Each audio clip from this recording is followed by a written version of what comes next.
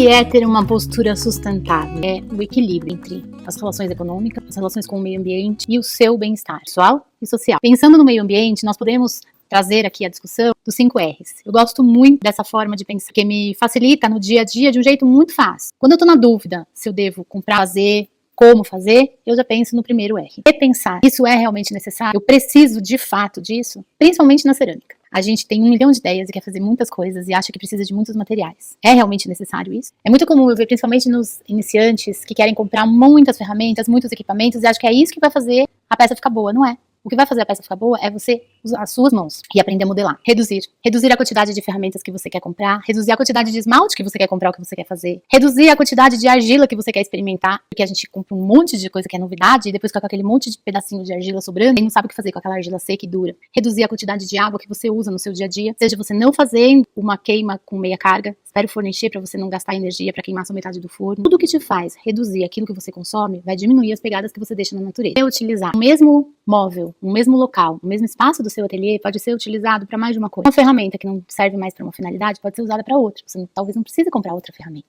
Eu só gostaria de fazer um adendo nesse reutilizar, porque nesse item em especial o ceramista é muito bom, mas ele peca pelo excesso. Muito ceramista acumulador. E o acúmulo também não é bom, porque a gente acha que tudo vai ter uma finalidade, então a gente vai guardando, até que o nosso ateliê vira depósito. E o pior, tá tornando o seu ambiente de trabalho um ambiente ruim. O seu ambiente de trabalho tem que ser limpo, organizado, que enseja a sua criatividade, que ajuda a sua produtividade. Então, para o ceramista, em específico, eu falaria o contrário. A gente reutiliza sim, mas presta bem atenção àquilo que você de fato reutiliza. E o que faz um tempo que você não usa, determina um prazo para você dar embora. Com certeza, aquilo que não é útil para você vai ser útil para outra pessoa. E vai evitar que a outra pessoa consuma. Reciclar.